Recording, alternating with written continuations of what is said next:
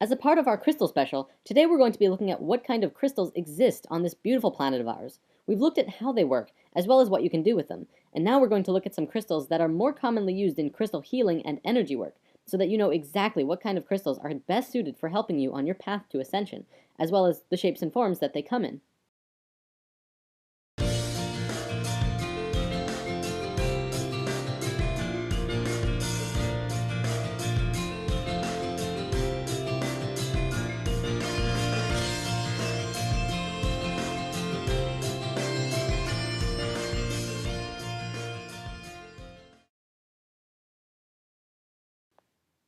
Crystal fun fact for the day: almost all crystals grow in hexagons, which we know from sacred geometry is a very pure form that comes out of the flower of life. Supposedly, though, there's a very rare crystal that grows in a star tetrahedron or Merkaba form. I've never seen pictures of it, but if anyone out there has information or pictures of such a crystal, I would love to see it, and we could show it to everyone on Spirit Science. Okay, let's start with crystal formations. When a crystal grows on a base called a matrix, it forms what is called a crystal cluster. They generally look something like this and emit a massive amount of positive energy into an environment. They're great for having around your home or workspace. Most crystals grow terminated, which means pointy on one end like this. Sometimes you can find double terminated crystals, which grow in clay pockets instead of on a matrix. They are pointy on both ends and emit energy from both sides. Geodes are another great formation for having around the house. These are mineral products of volcanic bubbles. Very powerful. Crystal spheres are crystals that have been contoured into a spherical configuration. This is one of the most powerful forms a crystal can take because it emits the same frequency in all directions. When held or worn, they purify and fill the gaps in the entire auric field. If you have a larger one, you can gaze into the crystal to help with the evaluation of a present situation or circumstance. If you've ever wondered where the legends about psychics with crystal balls came from, it actually has some substance behind it. Crystal eggs are similar to spheres, but are in an egg shape. These are great for meditation and used in reflexology, zone therapy, acupuncture, and shiatsu. It contains a harmonic balance of male and female energies. Crystal singing bowls are a crystal that has been fashioned into a bowl. You play it by moving a mallet around the outer edge, and it creates an absolutely beautiful sound. If you haven't ever heard one of these before, you have to hear it in person. The sound resonates through your entire body at so many frequencies at once. It's amazing. Palm crystals are wide, oval-shaped pieces, which are great for meditation. You can get crystal pendulums, which are dowsing tools for following your intuition. The basic idea is that you hold it in your left hand and ask yourself a question, and allow the pendulum to swing. Depending on the direction, if it swings or goes in circles, it gives you a yes or no answer. Try this one out for yourself. It's actually pretty cool on how it works. Phantom crystals are very cool. These are crystals that grow over top of other crystals. So what you get is a crystal with an amazing crystal phantom in the middle. They're very beautiful, very powerful, and supposedly great for working with past life memories in meditation. A tumblestone is another word for what I call pocket stones. It's a piece of raw crystal that has been tumbled in a metal canister until it's nice and smooth, and feels like a pebble.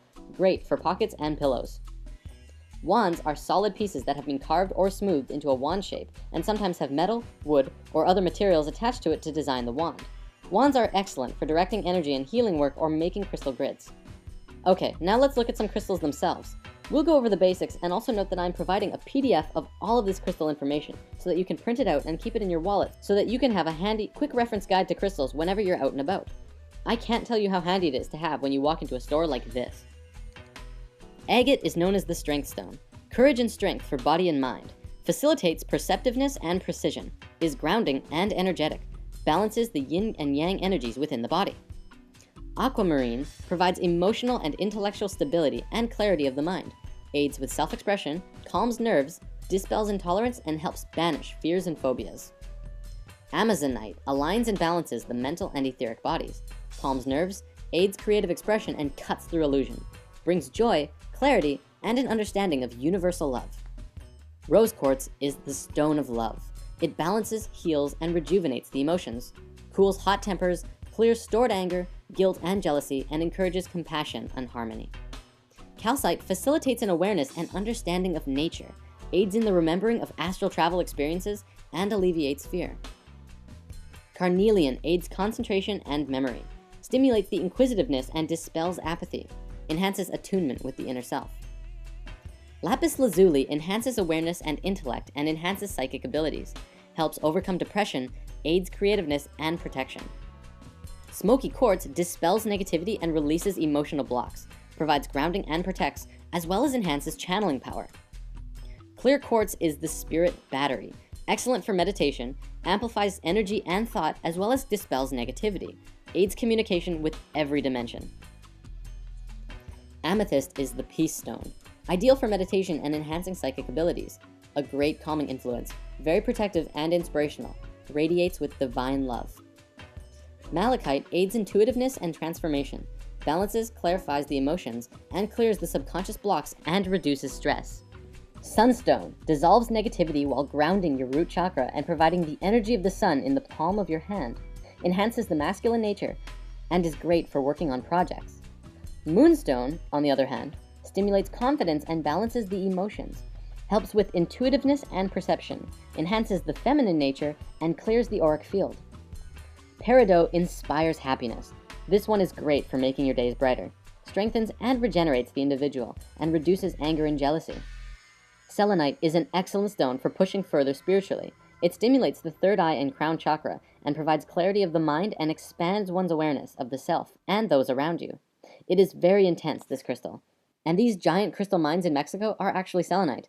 Just remember not to use it in water, as selenite does erode, and you'll be drinking little crystal bits, which probably isn't best for your digestive system.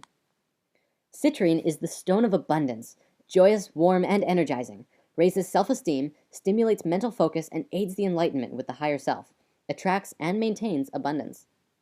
Kyanite is a fantastic stone of alignment and strength. It never needs to be cleansed or charged in the sun. It grows in long, fibrous strands, and that's what it does to your energetic body. It strengthens and aligns all of your chakras to each other. Obsidian grounds and protects against negativity, aids in the understanding and clearing of subconscious blocks. Tourmaline is the protection stone, wards off fear and negativity and protects on all levels, enhances inspiration and encourages self-confidence and understanding. Sodalite rationalizes and aids clear thinking, bringing clarity and truth, enhances communication and creative expression. Tiger's Eye brings cheerfulness and optimism, enhances clarity of thought, balances the yin-yang energies, and helps soften stubbornness. Now, what we just looked at were a very basic and simple understanding of all of these crystals. If you really want to dive into each one, there are literally pages and pages of things that you can read about every individual crystal as well. The different properties they have, the energies they hold, the frequencies they emit, and the structure of the crystal themselves, and why it's relevant. There's a lot more that we can go into, and by Googling each one of these crystals yourselves, you can also find tons of more information about these crystals.